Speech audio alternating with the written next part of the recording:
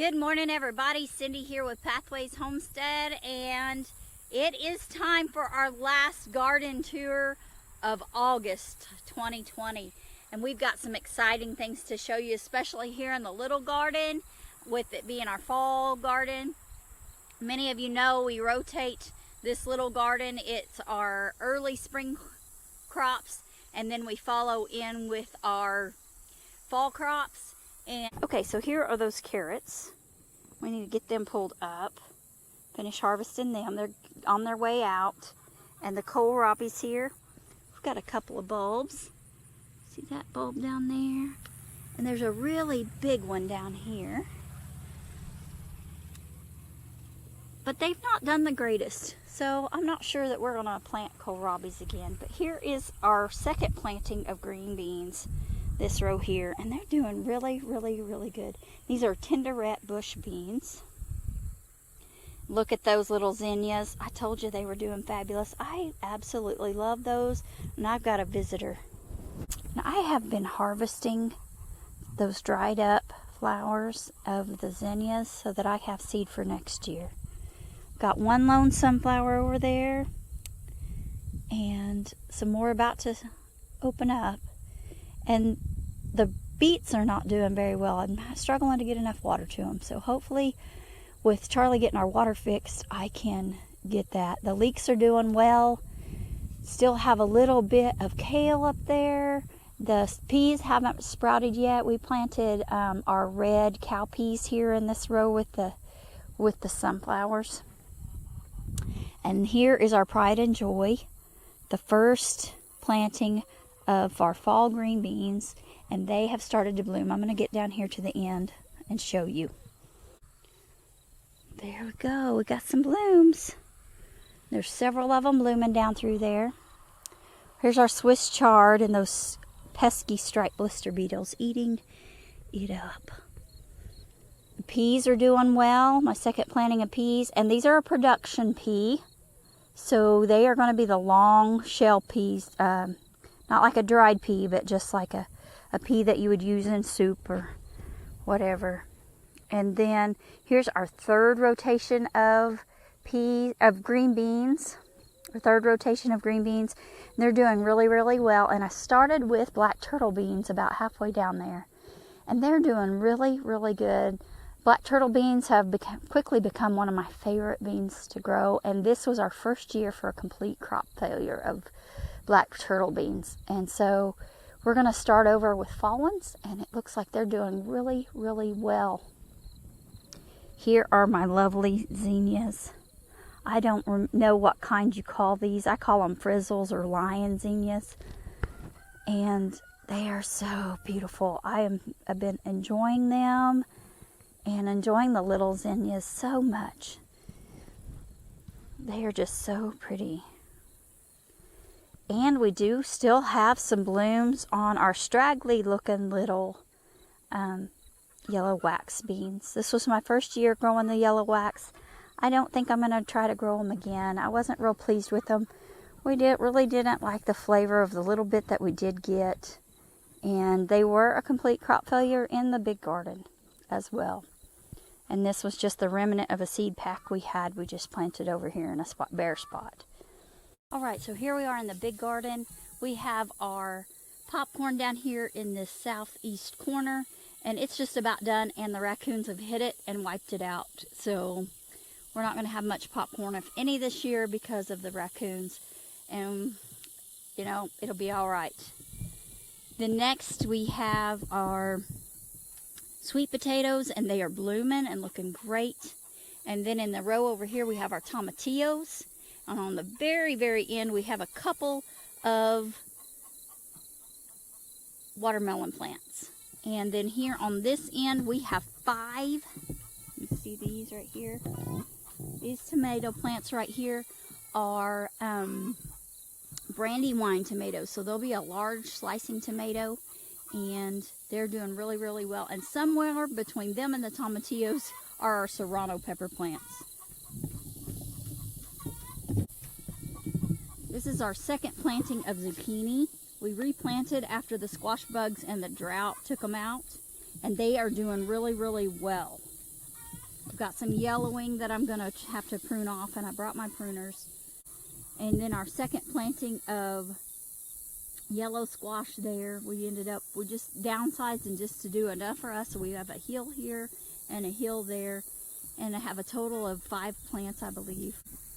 We do have a little remnant of okra right there. That is our Texas Hill Country okra, and it's doing really, really well. Gary has been feeding these forage beets to animals, and of course the collards are still doing really, really well. I'm going to prune some of our sweet corn is finished, but we still have some pole beans on them, so we're going to let them go and see what we get out of them.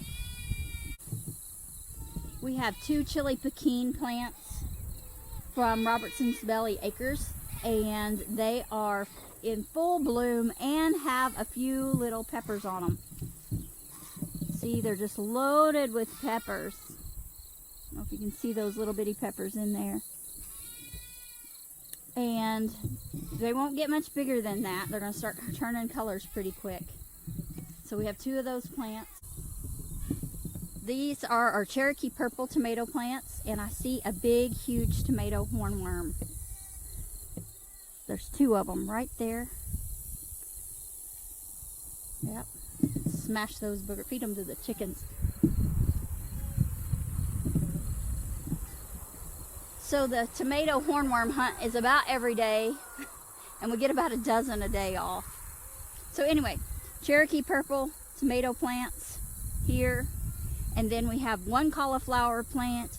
We have broccoli plants and Brussels sprout plants through here. There are some tomato plants in the middle, and I planted them that way because I thought that our brassicas would be done by the time the tomatoes come on. Well, it didn't work out that way. The brassicas have fared very well. They're just now starting to really produce very well. We've been harvesting little florets of broccoli and eating there. It's just enough for Gary and I. It's just perfect. And we're just starting to see some Brussels sprouts forming. So that's kind of exciting. The only bummer is those poor little tomato plants are pretty much shaded out. They're still thriving in there. They're just not getting real big. Here we have our second planting of spaghetti squash, and this is what has survived out of that whole row of the second planting of spaghetti squash. Just 2 plants. I've been debugging them every few days, trying to keep the bugs off of them. This is our motley crew. So we just came in and threw every leftover tomato plant in here. There are some Russian purples. There are some Brandywines. There are some Rutgers. There are cherry tomatoes. There are yellow pear tomatoes. It is just a big long line of a motley crew of tomatoes in this row here. And this is our Grandpa Cargill okra row, and as you can tell, what I've been able to weed and fertilize is doing great.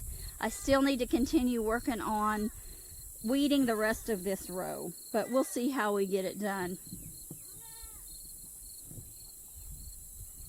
This is our watermelon row. We have 3 watermelon plants here, and then down where that stick is in the middle, we have one cantaloupe.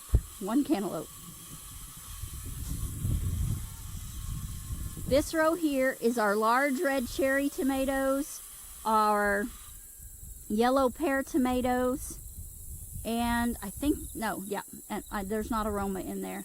But it also has some of our pole beans. So our asparagus or yard-long beans are here, and they need picked.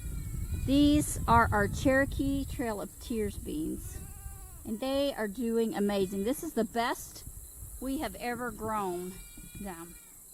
And so we planted about a dozen seeds, and we have about 6 plants. So I'm going to let them go to seed this year, and I'm going to save that seed, and then next year we will plant them again. This is Gary's corn. That was his red Flint corn that we make our corn flour out of, or cornmeal. And the raccoons have found it as well. They haven't hit so hard since we've got the little baby pigs, but they are doing better. We have 2 rows of my San Marzano tomatoes and the large red cherries, and they're doing really, really well. All right, in this northwest corner, we have our Keystone giant bell peppers. I have 2 peppers here on the very corner right down here that are a yellow bell pepper, and then the 2 on the back, going to the corner this way, on the very corner there, and then the one more there are the little black ones. And then these right here are our Black Beauty eggplants. We are at the other end of Grandpa Cargill's okra, and it looks like I'm going to have okra to pick tomorrow. And so I'm going to try to get that watered and then weeded. It's so dry I can't really pull the weeds. But I did get it fertilized, and you can tell by the weeds it's doing good. These are our red cowpeas, and they are doing fabulous. Here we have the rest of our cherry tomatoes. They do really, really well. These are the large red cherries, and we had over 100 plants of just these large red cherries, and they're doing really, really well. This row of pepper plants here are our Anaheims and our Big Jims, and they're a chili pepper, and they are doing good. They did get hit really hard, but you can't really tell now. They got really hard with hit really hard with the striped blister beetles, and they have made an amazing comeback. Here are my Amish paste tomatoes and poblano peppers, and we did purchase those. Our poblanos did not sprout this year, so these are poblanos that we purchased. We purchased 3, and we only have 2 that have survived the striped blister beetle attack. Here, from here down and around and up, we have our Craig's Grande jalapeno peppers, and we've lost some to the striped blister beetle. You can see some dead ones there attack, but the rest of them are coming back. They're blooming. We do have a few tiny little jalapenos on some of them, but overall they're doing pretty good.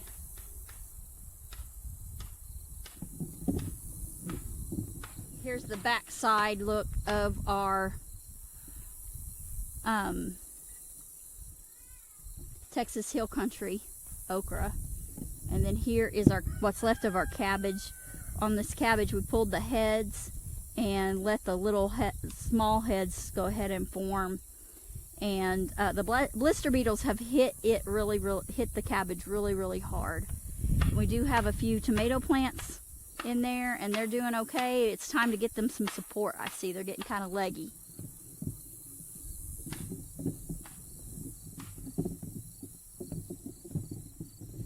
These are Gary's Jubilee tomatoes. He absolutely loves Jubilee tomatoes. They're an orange tomato, and they're really good. We've gotten one set of picking off of them. They're thirsty. One picking off of them, and then we need to get, they've bloomed again, and we have a few little tomatoes on there. Need to get them watered. They're still blooming, but I really need to water them again today. Down here is where we planted our little patty pans, and they are loaded with patty pan squash. See, look at that. We've not grown patty pan before, but we were given some and we enjoyed it. And my mom and Granny grew patty pans when I was a kid, so we're gonna give it a go. Over here we have our jungle of volunteer Sweet 100 cherry tomato plants. We don't buy seed for them anymore.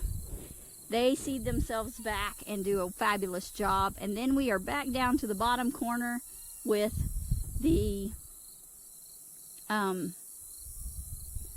sweet potatoes here and the popcorn down there. All right, that concludes our garden tour. This is our final garden tour for August 2020.